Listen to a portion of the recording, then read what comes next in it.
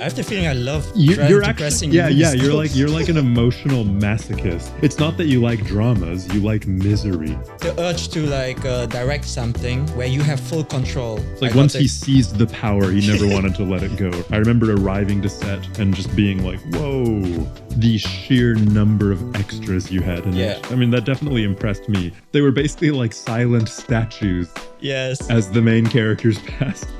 When I saw this scene, I was like, oh, I forgot to give them any directions. I didn't tell them what they should do while sitting there.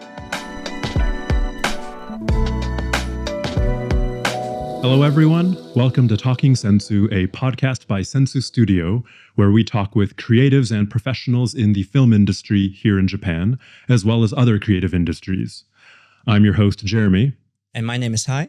And today we decided we're going to talk a little bit about two of our past passion projects. I don't know exactly how we want to get this started, but just for full transparency and for a roadmap for ourselves, we'll be talking about Dating Game, a short indie film produced entirely by you. Yes. And a completely no-budget project that we both did when we decided to start working together. And this is June in Japan. I think since Dating Game came first by a couple years or so, then maybe we can start with that. All right, let's do it. Okay. Let me first talk about what Dating Game is about. Short summary, it's about the dating life of a foreign woman in Japan and her experiences, how she felt the dating life, especially with the rising use of dating apps, is in Japan in comparison to her home country. This short film I produced in 2020. The actual reason why I thought to do a short film, because we all know what happened in 2020. It was when COVID started. Did you first have the idea, in the very first place during COVID, or did this come earlier than that? I think that particular idea was during COVID, actually, but I always wanted to do a narrative film. Always want to try out a short film, to produce it, to create it, because one reason which inspired me to do more narrative stuff was my experience on a feature film where I worked as a PA. I helped out as a PA. Which feature film was this? This was Dreams on Fire by Phil. Oh, you were PA. Yeah, I was a PA. Somehow in my head, I thought you were second AC or something. No. Back then, that was still when I started out as a freelancer. And in the previous episode, I mentioned that I got the opportunity to work with James Latimer.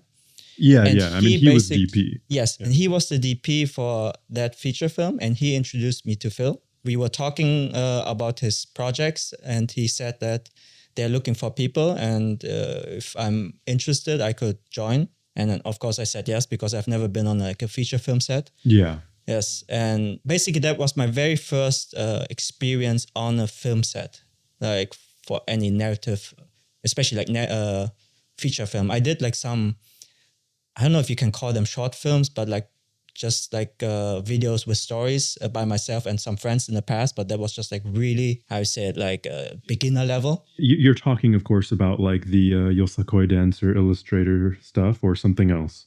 Yeah, and also gaijin stories. Gaijin stories, yes. Right, yes, of course, yes. Yeah. So the interest was always there, but being on that set really, increased my interest for this genre. So much, and I always wanted to do it. And because of the pandemic, I had finally the time to actually thinking about writing stuff, because I'm not a writer. I'm not a native speaker in English, and I never was too far of even reading a lot. So this whole genre was for me pretty new and never had the motivation. But because of that time where we were locked in at home. Yeah. That gave me basically a reason to get into it, do my research, and start writing. And I think around that time, that was also when I was watching a lot of Master of None. Yeah, I was actually waiting for you to bring this up. And this kind of comedy drama. Yeah, wait, like it wasn't quite a sitcom, but it really wasn't your typical like hour-long drama either, Yes. right? It was some happy medium. And I really loved the storytelling there and like the characters and how it, even though it's a comedy, it was talking about like It delved into some pretty serious topics here and yeah. there, right? Yeah. And it was around that time where I felt like I felt close to these topics because I guess I was in the same situation back then. Like, I mean, struggling actor. Yeah, he was an actor. I was starting out as a freelancer, and also like he had like this Indian background. The main character with me, like with my Vietnamese background. So there was some overlap. So I felt really close to it. And like Indian in America, and then we have, of course, like Vietnamese in Germany. Yeah. And then what ended up being a dating game was like just a miscellaneous English-speaking foreigner in Japan, right? Yes. And why I decided to not tell the story from a perspective of man, because that would obviously be easier. I could just draw from my own experience. Was the conversation I had with Nell, who's also playing the main role in the short film, was that she mentioned to me that somehow she felt like there's so much more hurdles, obstacles. Not even that, but like, I mean, obviously yes, but also like articles or like even experiences online. You can't find too much about like foreign women.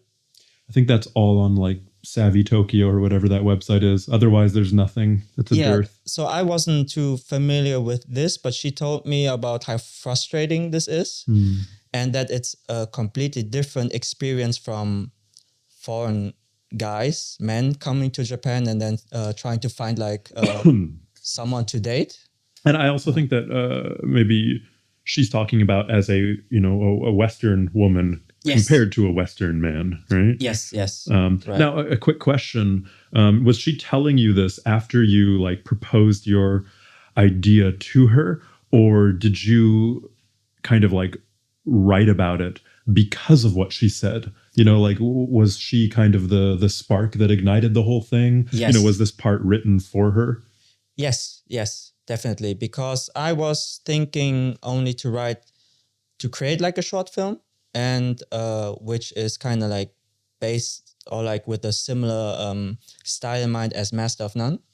And then she told me about her experiences, and I thought it was really interesting. And then I guess maybe she was serious, maybe she was just joking, but she said like, "Hey, how about you make like a short film about my dating experience or like dating experience from a perspective of a woman."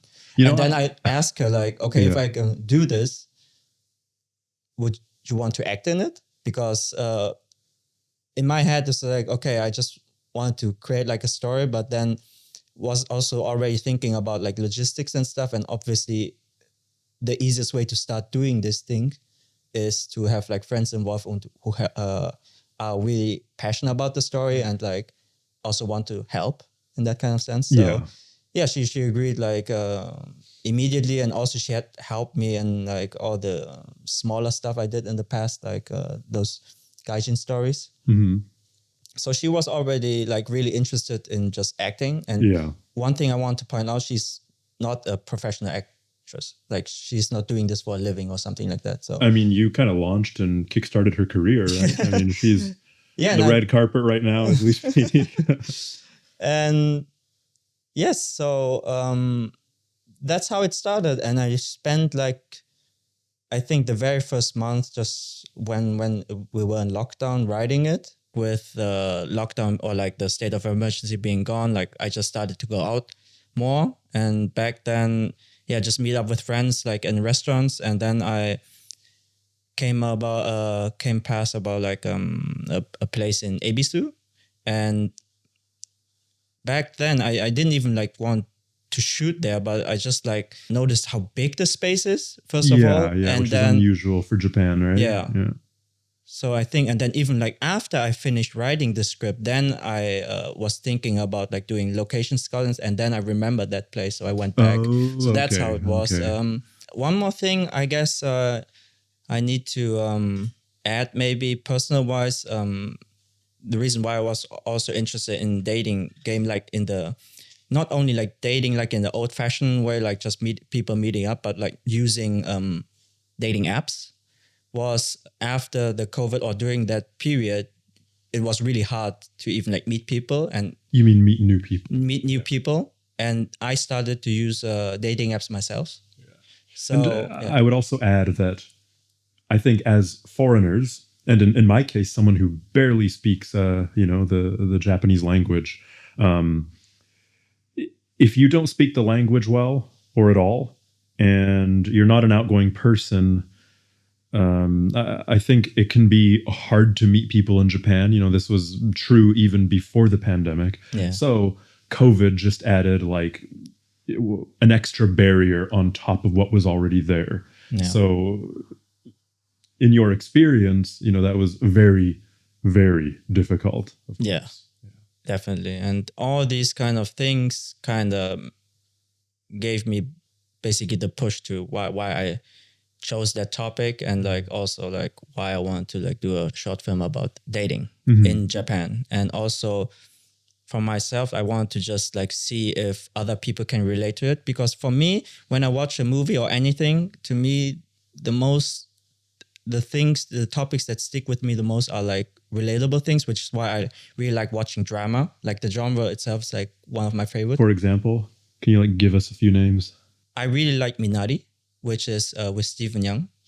And he's like... Yeah, okay. I haven't seen that yet. That's not the one that's based on a Murakami story, is it? I'm sorry, I actually don't know, but it's about Korean immigrants starting their life in America. Oh, okay. Yeah, and the grandma eventually comes, right? Yeah. Yeah. You know what? Yeah. I have seen that. Did we watch that together? I'm not sure. No, I don't. I think I watched it by myself. Who the hell did I watch that with? Yeah. I'm really wondering. Yeah. But yeah, I recall it. Okay, so Minari's one. Yeah. Any others that come to mind? One more thing I now can think about was The Father with Anthony Hopkins, which I also watched during that time. Father. Yeah. With Anthony Hopkins. I've never heard of it.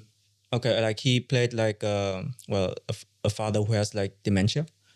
Also, what is it called again? Manchester by the Sea. Yeah. I've heard of it, but I have heard that along with, I think it might be another Casey Affleck movie, maybe called Ghost Story. Oh yeah, I watched that one. As well as a Ryan Gosling movie called like Blue Valentine. I think these three movies are frequently cited online as like some of the most depressing movies ever. So I have not watched any of them. I watched all three of them, and maybe so I have the feeling I love you're depressing actually movies. you're like an emotional masochist basically. It's not that you like dramas, you like misery. No, but yeah, you're entertained by others' suffering or something like that. So I guess that makes you not a masochist. What is it? A sadist. Okay, but as I also said, like I love Master of None. That's not depressing, to be honest. Like, but it's just real. It definitely has some depressing moments. Yeah. Right. What I want to say is like I enjoy my action flick here and there, science fiction, fantasy, or as I said, like historical pieces and stuff. But those are like, that it's like movie because it takes place like in the past, and also like strong VFX elements there. Like I love Marvel movies, like superhero movies and these kind of things. But when I was thinking about creating what I want to create, it was definitely like the genre of drama.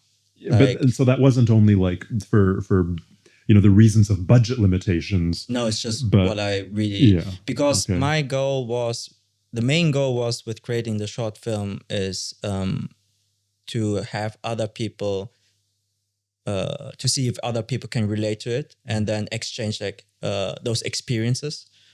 That was like the most important thing for me outside of the experience of creating the short film itself.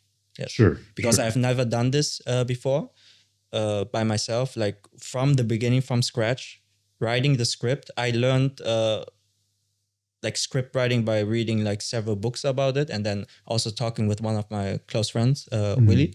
Yeah. Who is also a screenwriter, director. Yeah. Yes. And someone we hope we can have on here at some point. Yeah, definitely. So that's actually just a good opportunity, I think, to reiterate for those who might not know us or might not have, listened to the previous solo episode, but neither of us has a background in filmmaking. Neither of us went to film school. Yes. While we both have post-secondary education and, one in regards to, philosophy and history, just culture in general. Yeah. And then mine in the somewhat of a creative sense. But yeah, neither of us have ever done formal filmmaking education. So we have learned via, just watching films, books, the people we know, and of course, these days, as the same with everyone, YouTube, right? Yeah. Yeah. For me, it was a lot of YouTube. I know, of course, I can say that about myself as well, but I definitely feel like there are some people, even in our close friend circle, who are kind of like looking down on us with disdain when we say that, Yeah, but nowadays that's how it is, right? Like, I hear you. So we've talked a lot about the thematic background of Dating Game, where it began. Do you think we can now go into the actual production of the thing, or do you have some more steps in pre-production you want to cover first?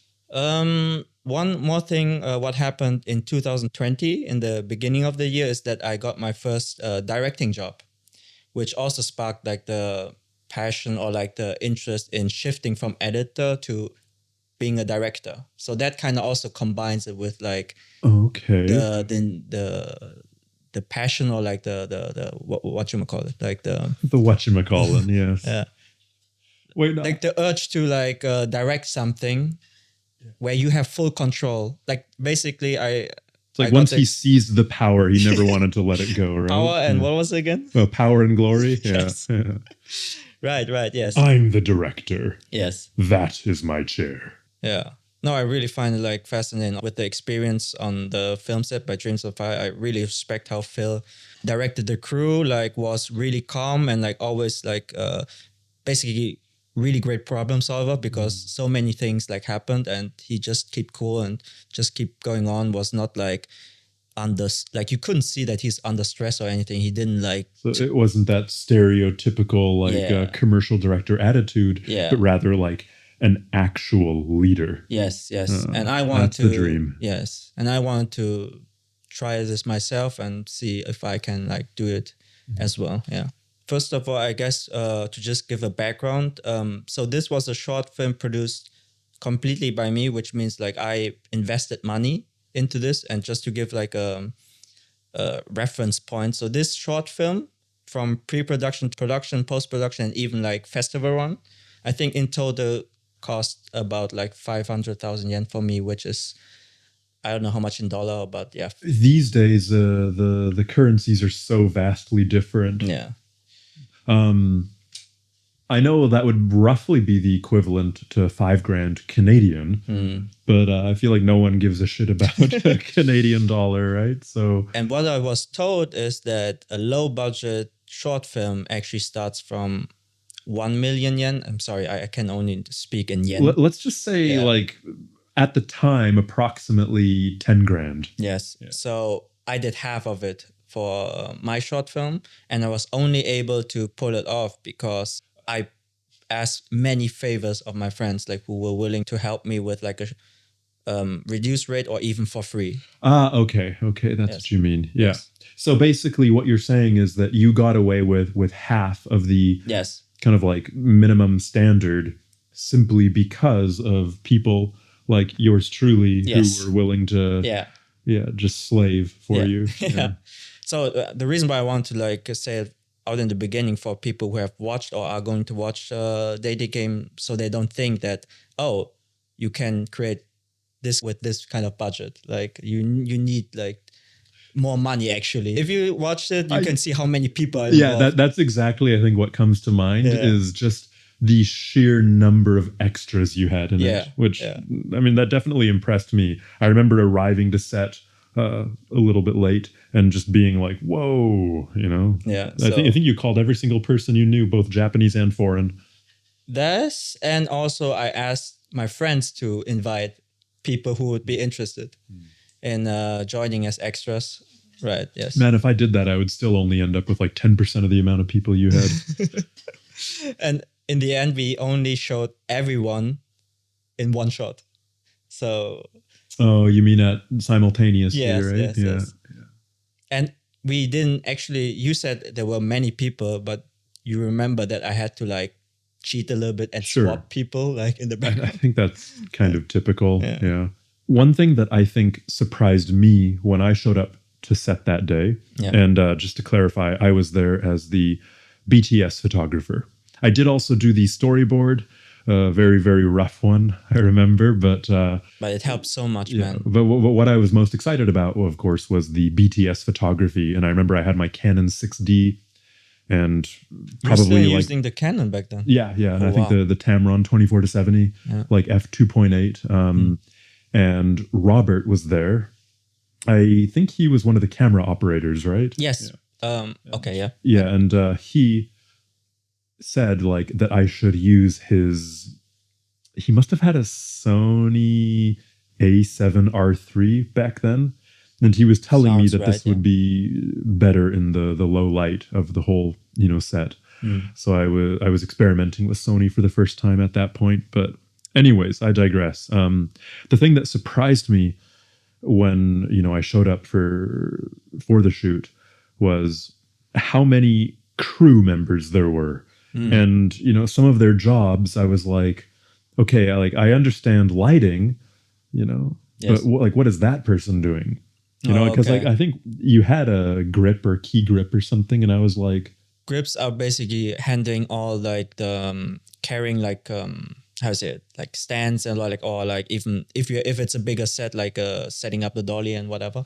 But from what I've been told, what a grip does or what a key grip does, it also depends on in what country the industry they're working in is. Oh yeah, for sure. Like even so, here, like in Japan, like if you see like a gaffer, and if you compare it to what I know, like from Western like productions, it's completely different. Because difference for me I see is like how gaffer are here like so independent from the DP, like they're not commuting that much, while in the Western it's basically the DP that tells the gaffer how to set the lights. And that's anyway, interesting. But so of course there's a difference in the job description.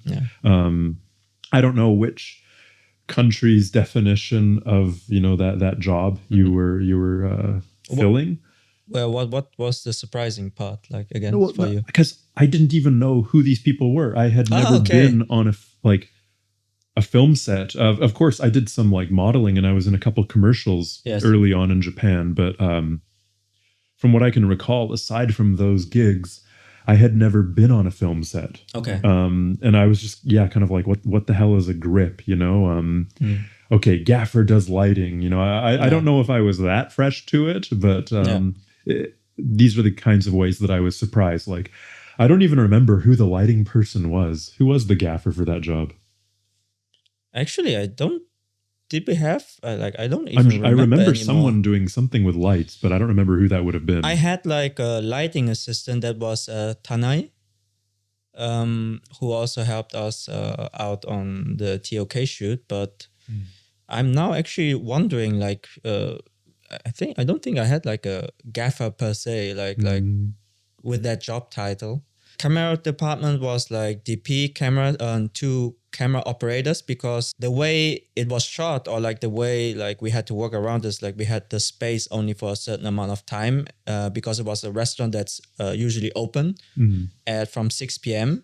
and we were able to use it from like I think 8 a.m. to really 6 p.m. and we need to like have everything cleared out by then, right? And the way how I like structured the short film was that the main character is meeting a lot of people, different people at the same spot. And you have like 2 person always in the shot kinda, and then they're singles. And just because of the amount of like people, we couldn't do this with just one camera and then just switching around all the time. Like logistic wise, it was just impossible. So when I discussed this with John, we decided to do a 3 camera setup, which is why I needed like 2 more camera operators, including John, like as the DP, who's also then shaping the light. And then we had like some lighting assistant, I think. I don't think we had like a gaffer. Just to recap, that 3 camera setup, I think, was 1 on our main character, one on the secondary character and then another wide with both of Yes, them? we get 3 angles in one take. That's what we were supposed to be doing today. Yes, but I did a little just a little bit of mistake. miscommunication regarding the types of cameras and Yes. batteries, right? Yeah. Oh my God. Gotta love those logistical nightmares. Yeah. Because I was talking about my script with many people and was getting feedback, and I assume they got interested and they want to help out. So I was fortunate enough to also have like someone who worked as an AD for me. Yuki helped me as a script supervisor. It was in a restaurant, so we have like tons of props there, and people were drinking and eating, right? And each take we need to like kind of like reset it, so it makes sense continuity-wise, and I can remember all of this. So it was really helpful that she was there and looking at the script and looking at what's needed and preparing like all the props. We didn't have, for example, like a production designer or anything in that regard. So yeah, there was no art department, right? Yeah, so I did everything by myself and like with the help of friends. Yes. One of my favorite BTS photos I remember is you sitting in the director's chair across from, of course, the two main actors for the scene, including Nell. And I think you just have like your face in your hands.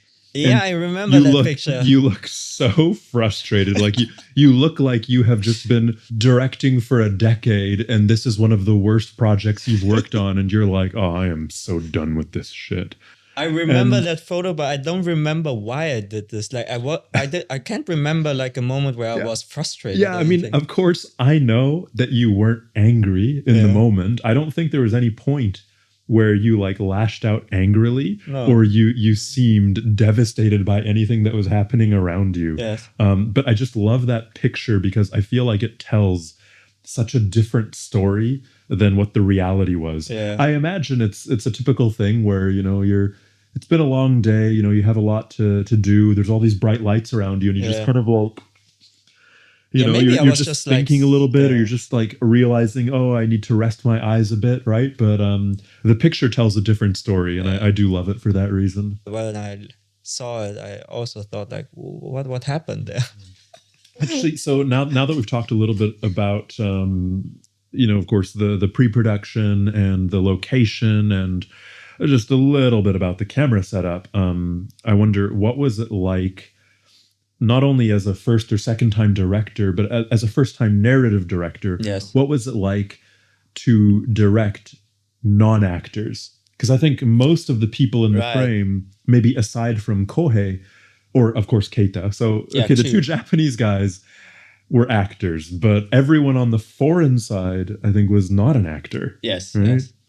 So actually, it was something I was very familiar with because I only, like privately, like with the Gaijin stories and like other previous short film, like really like private projects, I just did it with my friends, right? And I was even acting with Chubby, like, so that was actually like the more familiar side. So I was kind of nervous when I had to give direction to Keita or like Kohei who have experience. And I read like a lot of books. And one thing I remember until like now, which kind of like blew my mind back then, is like just whenever you direct or whenever you like tell someone to do something, the book said like to not use any adjectives, but use verbs to describe whatever they should do. Okay, can you give me an example of this? Okay, please be sexy.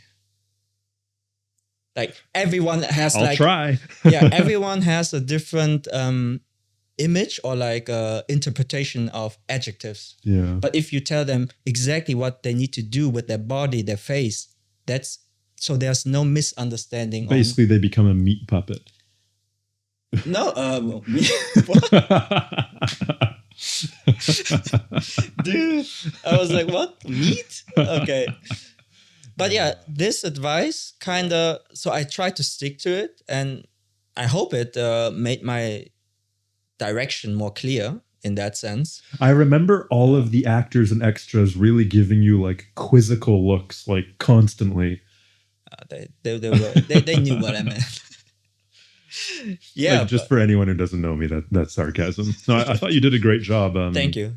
I was but I mean, was nervous in the beginning. looking Yes. back on the project, there is only one single mistake that comes to my mind. Oh, please let me know, because I also obviously noticed many mistakes. Yeah, but this is one of those things where I think when I was first watching it, Yes, I was focused on the main characters. And of course, I'm talking about watching the end result. This is not something that I noticed while we were filming, especially as I was only a BTS photographer trying to stay out of like the camera departments and actors' way, right? Yeah. But I remember when you showed it to me, the finished thing, and you said like, did you see that? Did you notice? And I think you rewound it just slightly. And as we see our main characters, I think like entering the establishment, two of the extras, and again, these are not actors, these were friends and acquaintances, were just like, they were basically like silent statues. Yes. As the main characters passed. and like, that's the funniest thing to look back on. And I really don't think many people would notice, at least the first time watching. But I feel like that's probably a rookie mistake that just a lot of people who are juggling so many pieces their first time probably make, right? Yeah. When I saw this scene, I was like, oh, I forgot to give them any directions. Like I didn't tell them what they should do while sitting there. I might have just maybe like, you two sit here and then look at each other. Maybe I just told them that and then that's what they did. But obviously you want them to have like to fake a conversation, right? Yeah. Because they weren't even like looking into each other's eyes like, this is passionate. They were just kind of like awkwardly like. Yes. Yeah, so definitely my mistake. Good times. Yeah. Good times.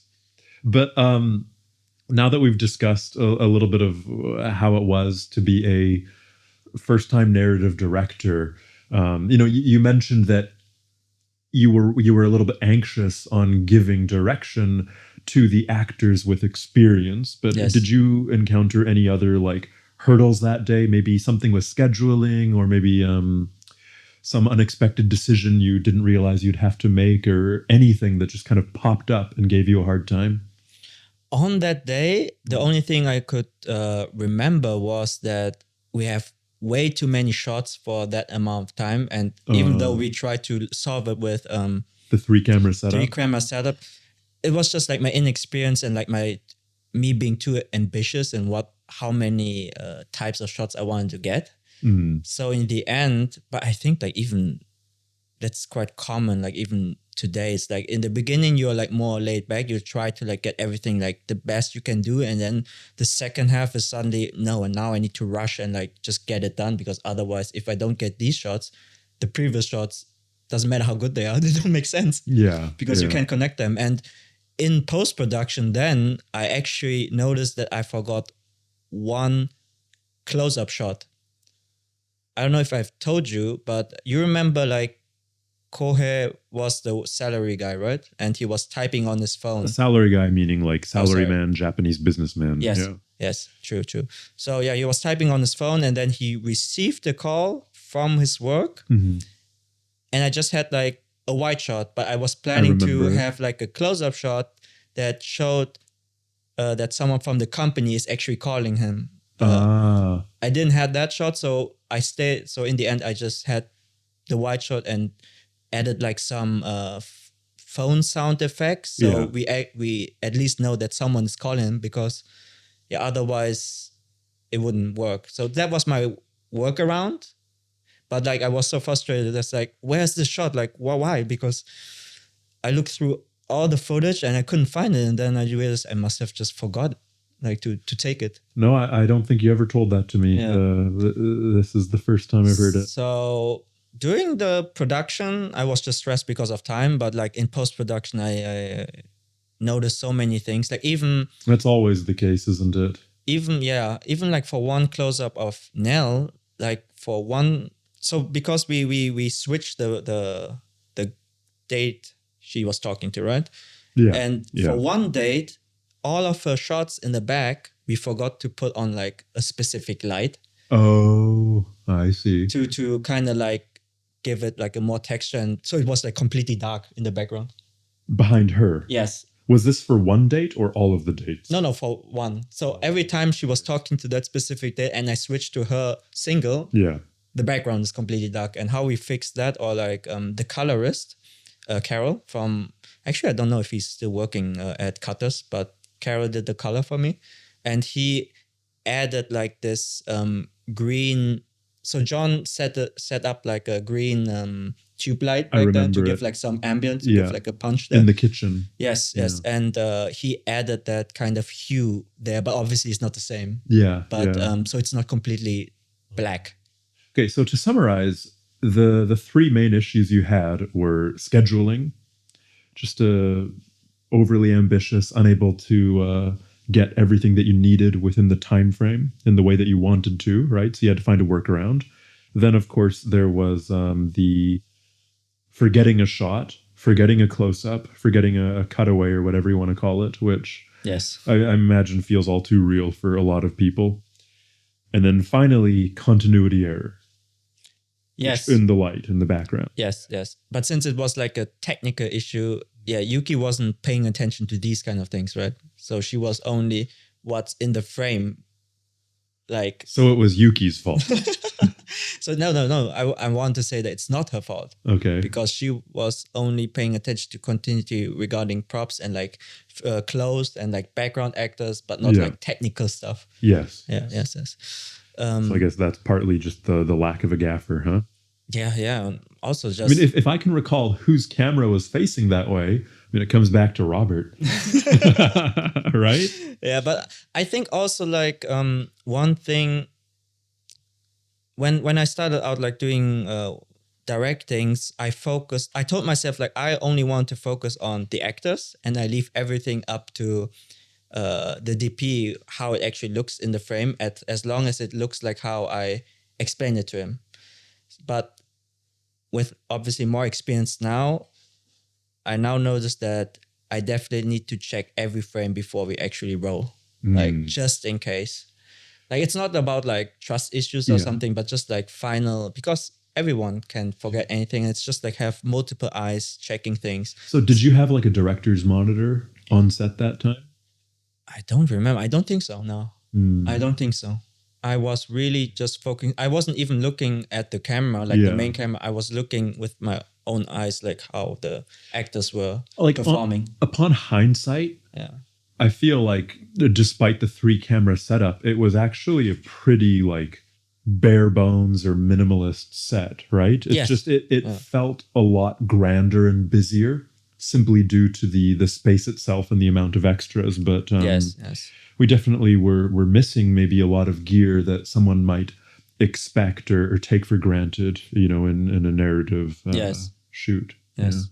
And I just realized we are only talking about that specific restaurant scene, right? Yeah, because of course there was the nighttime scenes, and then there was the second day of shooting. Yes. Yeah. The most challenging thing outside is shooting something guerrilla. So we didn't have permission to shoot there. And then it was just in November, I think, or when did we shoot? Like October, and it was just freezing outside, and we were shooting. It was right at the beginning of November, I believe. And we were shooting like at 9-10 p.m. still outside, and the environment itself. Yeah, because we had it was very dark, and then there was really, really bright, hard, and kind of sickly hued light from the street light, right? Something like that. Yes. So I think John found a good solution to make it work. For sure, yeah. But there was also like a challenge, but I guess that would be in pre-production to just find a suitable location outside where we could film and logistic-wise do that after the restaurant, right? Because even though people were helping me, I didn't want to like extend like the shoot days to like a week or something unnecessary. Although it might be a 12-hour day day, I didn't want to like spread it out onto several days. And I think it's also worth mentioning that, as you already said, you spent like, what was it, $5,000. And that was partly on, I guess, like some gear and transportation and the location. But not everyone was just helping you out of the goodness of their heart. Maybe you were paying people, maybe some of them at reduced rates. Yes, but yeah, so definitely. Like it was also a budgetary thing, right? Yes. And one thing, that location was already like 200,000. So Ooh. yeah. So location is one of the most expensive thing For sure. for indie short film. Yeah. Yeah. I mean, even when we've like shot some project since in less than desirable locations and conditions, it still costs like Yeah. way too much, right? Yes. Yeah. So because the location cost like $2,000, this basically limited you in other ways, right? Like what you were able to do. Because ideally, for shooting outdoor, you would maybe have some control over, some of the actual lights in the area. John found a solution for those outdoor scenes, right? And they were done. But ideally, we would have had complete control over that, right? And like with like a giant diffuser, hanging overhead by a crane and so on, right? If you have more money, Yeah, you don't have to shoot it at the same on the same day. Sure. And you can you have more options and maybe you have like money to get actually permission, and then you can set all these kind of like stuff up, right? Yeah. But we need to keep it like really guerrilla style. So yeah, we can't just like set up like a giant light or like diffusion or anything. So it's really like, if you have the budget, then you can have way more options. But like no security guard or cop ever came to ask what was going on, right? No, like, back then I was living in Nakameguro and I visited that space so many times, even for location scout with John, but like just on my own to see like how many people are actually walking by there. Ah, yeah. Or if I've ever seen some guard or any, yeah. So that's the reason why I also chose that place, because I felt comfortable, or like not comfortable, confident to be able to pull it off during those 2 hours we had there. I love that you were like scoping it out almost like you were planning to commit a crime. Like, how often do guards come here, right? Yeah. It was just a 10-minute walk from my place, I think. So, yeah, those were the days. Yeah. Yes. So, and then the last scene was at my place, my 1K room, which I somehow had to transform into like a room that looks like a woman's living there. And like my room, right? I have like no stuff at all. No stuff at all. Like no, like nothing on the walls, no like it was it was just pretty bare bones. Yeah. So I thought he was a fan of minimalism or a serial killer. Yeah. So I had to ask Nell to bring a lot of her personal things. Yeah. And like even like had like posters and stuff to like just put on the wall, and like I remember you Christmas rearranged lights, the room quite a lot. I guess not to make it more like feminine or something, but just to make it more appealing on camera, right? Yes, because we only had, as far as I remember, just one wide shot angle, and then most of the time it was just like a closer shot over the shoulder. And it was that second day of shooting that I finally saw John Donica smile for the first time. For real? Yeah, I remember the first day of shooting, I was kind of like, man, who is this grim guy? He was just like... Maybe he was pissed the whole time. By the camera. And then like right towards the end of the shoot, I saw him crack his first smile, and... Yeah, I don't know why that just comes to mind. I see. It's a good memory. Yeah. I just remember someone telling me, like, I think it was Nell actually, because back then Nell didn't know John, so she was just telling me, like, your DP looks like Christian Bale. I was like, oh yeah, he has some resemblance, I guess. Yeah, maybe in the eyes a little bit. I told John, and he said like he has heard it like a few times. Okay. So. To be honest, maybe it was the facial hair, but he always reminded me of like, I don't know, like Vlad Tepes or something, or like someone from Transylvania for whatever reason. Okay. Yeah. That's funny. That's very funny. Actually, I thought I told you, or who was the one who commented like, but then you need to specify which movie. Sure. Yeah, it's probably not the Batman Begins version of Bale, right? Yeah. Not the Machinist either. Yeah. But it's just a beard, no? But yeah. Like. Right. He had facial hair, a little goatee in the Machinist. Yeah. So now, one thing that we haven't touched upon yet in regards to your short dating game is that because it is about the online dating scene in general, you needed an app, right? Yes. And obviously you can't show Tinder or Bumble or, the Japanese one, Pairs, because at least the way that I interpreted it, is that your short is kind of criticizing the apps themselves and the overall, I don't know, social culture surrounding them, right? Yes, which is based on like obviously like true experience. Yeah. Like I'm not making things up. But what you needed then was a unique app. Yes. And So- also, like, of course, I can't just show like other people's profile like in my short film. Like, Of that's course, also yeah, one that's thing. Yeah. that's a whole other thing. Unless you So- wanted to have like a a pixelated like Yeah. mosaic every time. And I want to be able to control what's gonna be shown, right? Yeah, To make yeah. my point, and also, yeah. So of course you had to come up with an app, right? So Yes. how did you do this? So first of all, like I have no experience in creating these kind of things. Like in the very beginning, I was like, okay, is it even doable, or should I just like Have some like static images. yeah, or not even show the phone, just Ah. imply that she's like swiping and stuff. But then I thought, the more I thought about it and the more I was like writing, it's like, no, that's just like super boring and also like kind of, It's simply not clear enough. You know, Yeah, you're yeah. swiping all over the place no Yes. matter what app you're using. So back then, so I was thinking, okay, how easy is it to actually create an app? But that was like already like right from the beginning. After I did some research, I said, nope, I don't know how to do this. I don't know anyone who can actually do this, especially with my budget. Yeah. So, but when I was talking with my friend Lucas, who I know from NHK, back then we used to work together there. So he's very good in like motion graphics things and animating stuff. So when I was talking to him, he suggested that he can create like kind of like a mock-up of an app. So it was not a functional app itself, but it was like It's like interactive animation. Yes, right? so depending on where you tap, it will show you that particular image. Mhm. Yes. So it will give you like the feeling that you're actually swiping, but in reality is like you just like touch a certain, like it was really like you need to touch a certain area on the screen so it moves Yeah. the way you want. So in the beginning it was like you need to get used to it. So I also asked like Nell like to practice a little bit, because even I want to like swipe to right and then suddenly just swipe left or something because I didn't hit the hitbox or what you call it. I don't know. I kind of feel like that might be somewhat of a real experience for some people. Like mistakenly, Yeah. yeah. No. Right. Yeah.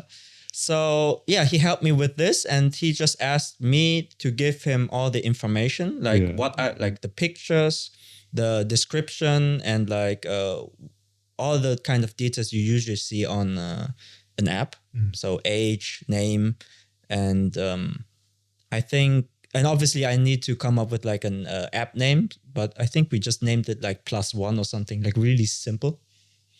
Honestly, that's not bad. Yeah. That's not bad at all. Yeah. And we used a Western style dating app because I don't know if you're familiar with Japanese dating apps, but they are like way more detailed. Oh, it's like this is my salary, this is my blood type. Yes, this kind of thing. And you can't, like, you're not actually swiping, but you can search. Like you can filter out your conditions and then you can search. Oh, okay. So Yeah. in a sense, the Japanese one is more like one of those old dating websites Kinda. in app form. Yes. Yeah, I see. But I didn't want to go this way, obviously, because my character, or like from Nell's experience, she never used like Japanese dating apps. So Sure. it was really clear that we used this kind of swiping format. For the photos, I just used some stock image, but I thought like it would be also funny just for the people who were actually involved with the project. and like also know me, and then to just put in some photos of my friends, including I'm trying. I think you really made me look like quite the douchebag there. Wait, really? No, you were the one she matches. Yeah, I know. I mean, women like douchebags, right? No, but you also used Robert, right? Yes. Did you use Marco? Somehow I thought. No, I don't think so. Okay. I didn't use Marco. Because so who was there? There was myself, there was Robert. I think Ryotaro was in it. Ryotaro. And then I asked my brother, really? who was at the time under 20. Yeah. And we just like put his... like well, that's illegal. Yeah, we would just put his photo, and instead of 18 or whatever, like how old he was, we just wrote like 24 and then like a Japanese name. I see. Because I was actually I wanted to like a good balance of like Japanese and foreign looking Sure.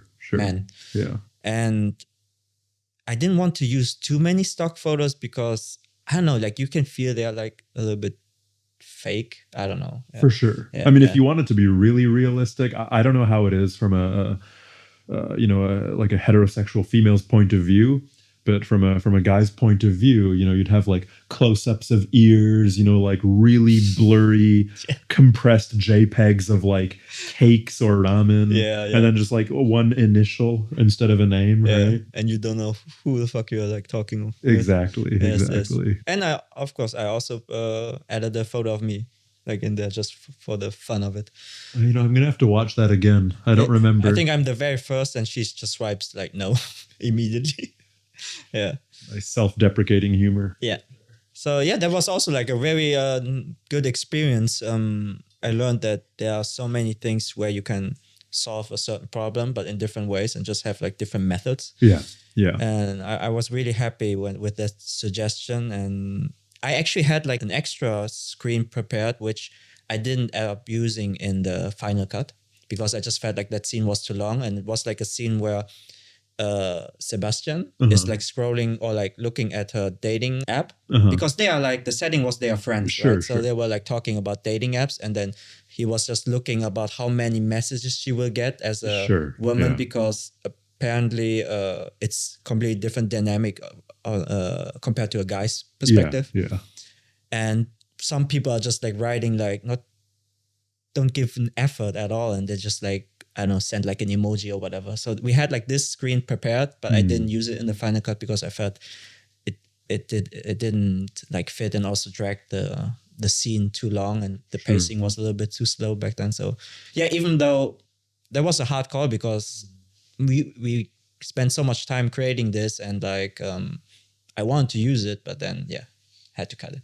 Maybe we can just jump to what it was like submitting your film to festivals during the time of the pandemic. Yes. Like I talked a lot with like other filmmakers, including like Phil, Willie, like who just like submitted themselves, and just asked like a ballpark of usually what they are aiming for. And every time I heard like, if you have the money, submit it to as many as you can.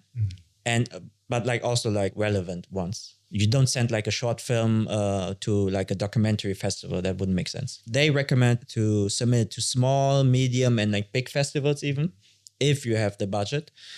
And usually what I heard, like people are like, submitting to like nearly too close to 100 festivals or something. Honestly, I'm surprised there are even that many festivals. There are like so many. There are so many. And because I didn't have like the budget, I think I submitted only like to 10 or like a little bit more than 10. In which countries? Mainly in Japan, but I think I submitted to a few in Germany as well. Mm-hmm. Yes. And then I got accepted by 2.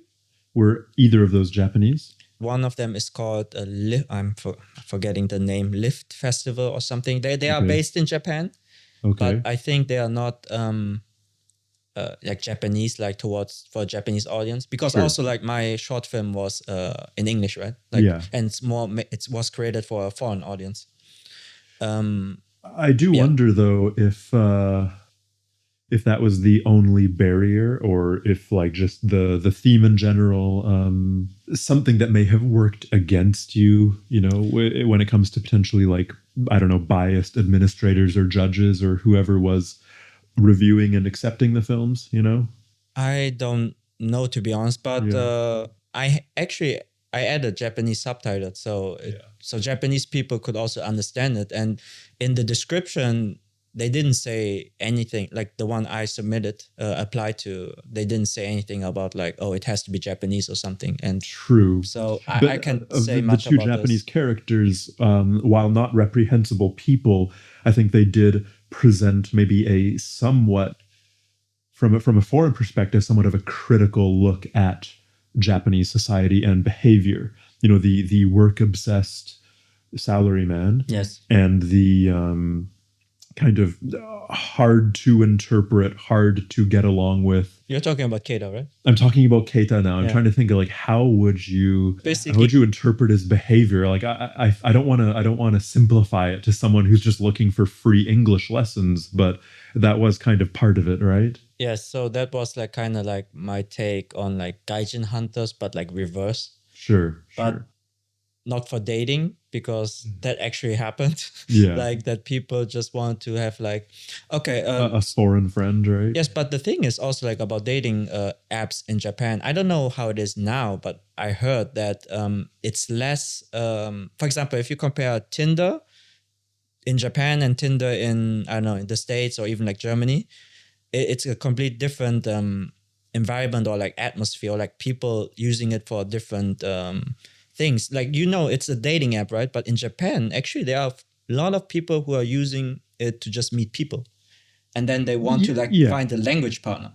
So that was one of the things I want to highlight is that even though it's a dating app, people use it for different purposes, and then they're writing it in their profiles. But because it's like the dynamic of just like swiping and like just like more quantity over quality kind of thing, so you don't even like read everything in that detail, and then this miscommunication happens. Okay, so another part of the whole festival thing for you was that because of the pandemic, I think like if you were accepted, then normally you would actually go to these festivals where the film would be screened, right? But because of the pandemic, everything was remote. Yes. Yeah. So first of all, the reason for people to actually submit to festivals is obviously to have their film screened for a much bigger audience. But I think like outside of this, it's even important like to go to these festivals yourself and then hopefully meet other filmmakers or like even producers, distributors, like to make event. Yes, to make like connections in that kind of sense, which I didn't have the opportunities to, because as you said, like everything was remote. So how it was they would, for the two festivals I got in, they would send me like a link, and then I could join per Zoom, or I don't know if it was Zoom, but some kind of online call. Like I wasn't too interested in this, so I didn't actually like participate. I got like the email, and like they sent me like the, what's it called again? The laurel? Is it laurel? Like the laurel, yeah. Which you can like then put on your short film to say, hey, I want this. Yeah. So I got into like the Berlin Festival, like as the best director that time, 2021. And then Lift was like one where it was selected for short film. And then from there, they would move up like another like best short film in Japan. And then because Lift exists like I think in many locations, and then they would choose like the best short film overall. And how it worked is like they want people to post about it and like ask people to vote in that kind of sense. Okay. So I wasn't too interested in this, and I also don't know like why. Like I didn't even think about like the limitation during like the pandemic and stuff. I just wanted like the whole experience, so I just submitted, and I guess I just wanted to see if I can get into any kind of film festival if it was good enough in that sense. So that was my only motivation in that sense. But in hindsight, I thought, man, it was a bummer that I couldn't actually get to experience the networking aspect of it, and just like having more people watching the movie with you, like together with you, right? Yeah. Like it's online, people can watch it, but it's still different than being in the same room. Like, for example, when I finally did the screening after I was going to mention that. I think. Your screening was fun. Yeah. Having it at the same restaurant that, you filmed the short act. Yes. And then going to the izakaya after. And that was fun. So I think it was really fun for the people who actually acted in the movie to see themselves on a somewhat of a big screen. Yeah. So I love that experience. And back then, I really want like to, do more short films in that sense. But I learned very quickly how, even like in that creative field, like how in the end it's a tough industry. Like, and also like you need to love writing if you wanna do your own short films or like Yeah. any kind of like narrative Mhm. things, right? The one thing I didn't like about the whole procedure, like Yeah. which I would want to have someone else do it, is actually script writing. Oh, okay. I just didn't enjoy like the process of it. I love watching things, but reading and writing, nope. Books, nope. Movie adaptation, yes. Manga, nope. Anime, yes. Well, I feel like that kind of naturally reaches the conclusion of this episode. Of course, we only talked about Dating Game because I think it was a much bigger project and production. Yeah. And, you know, there was just a lot to say and a lot that we could learn from it. So maybe we can talk about our other indie project, the no-budget one, June in Japan, the next time. I don't know if that's going to take up the same amount of time since it was so much smaller, but we could maybe just talk about what was in our minds in regards to starting a company and how we thought June in Japan would actually help that or service that. So for anyone who has been listening to or watching this episode, thank you very much for tuning in. If you enjoyed this discussion, you know, please follow us on Instagram and our other socials, which will be linked below or linked in the description box or however it works with the audio platforms. Yeah, just check us out, Sensu Studio, and we will see you in the next one. Bye-bye. See you later.